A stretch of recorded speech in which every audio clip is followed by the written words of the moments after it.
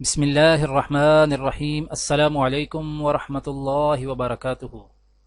آج کی آیت سورۃ البقرہ، آیت نمبر 191۔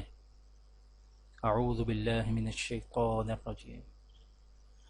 وَاقْتُلُوهُمْ حَيْثُ ثَقِفْتُمُوهُمْ وَأَخْرِجُوهُمْ مِنْ حَيْثُ أَخْرَجُوكُمْ وَالْفِتْنَةُ أَشَدُّ مِنَ الْقَتْلِ وَلَا تُقَاتِلُوهُمْ عِندَ الْمَسْجِدِ الْحَرَامِ حَتَّى يُقَاتِلُوكُمْ فِيهِ فَإِن قَاتَلُوكُمْ فَاقْتُلُوهُمْ كَذَلِكَ جَزَاءُ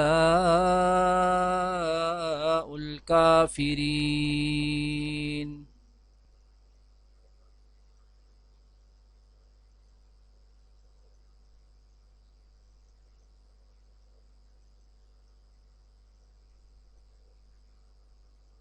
اور تم ان لوگوں کو جہاں پاؤ قتل کرو، اور انہیں اس جگہ سے نکال باہر کرو جہاں سے انہوں نے تمہیں نکالا تھا، اور فتنہ قتل سے زیادہ سنگین برائی ہے۔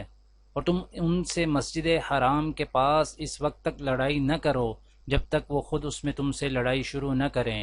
ہاں، اگر وہ تم سے اس میں لڑائی شروع کر دیں تو تم ان کو قتل کر سکتے ہو۔ ایسے کافروں کی سزا یہی ہے۔ آج کی دعا: ربنا آتنا من لدنك رحمة وهيئ لنا من امرنا رشدا۔ اے پروردگار، ہم کو اپنی رحمت خاص سے نواز اور ہمارا معاملہ درست کر دے۔ آج کی حدیث: